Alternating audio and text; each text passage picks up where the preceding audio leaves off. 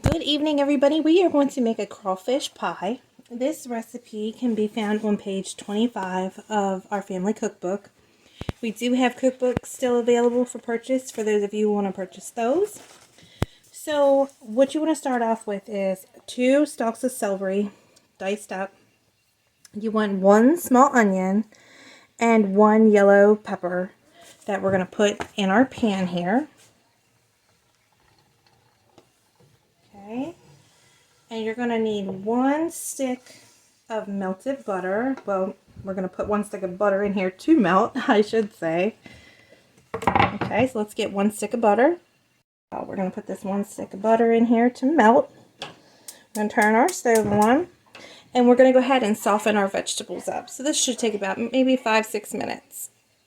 Alright, they're slowly getting softened. So you want to make sure that everything is softened, so you don't bite into a big hard piece of celery or onion.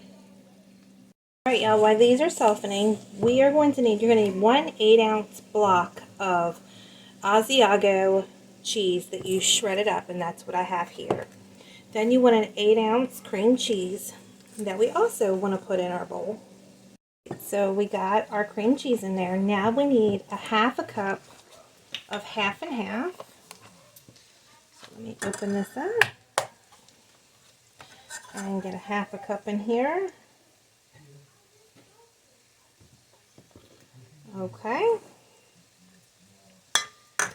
And then we're going to need 2 tablespoons of Old Bay.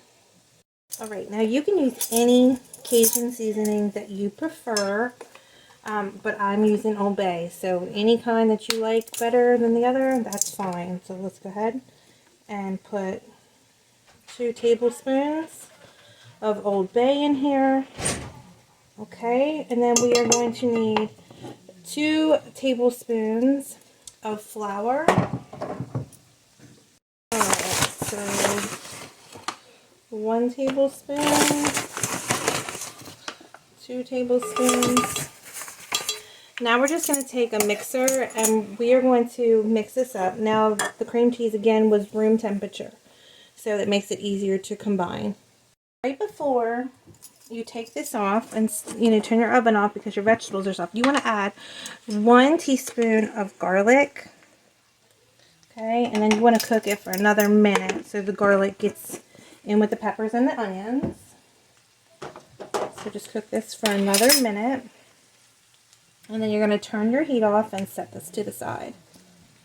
Now you want to take your vegetables and you want to go ahead and put it in here after you let it cool down for about 5 minutes. And you want the butter and all. And you want to put that in here. Okay. And then you want 2 packages, 12 ounces of crawfish tails. You can find this in your freezer section of your grocery store. And we're going to go ahead and add that in here too. Yeah, so once you get this in there, you just want to go ahead and mix everything together until everything is well combined.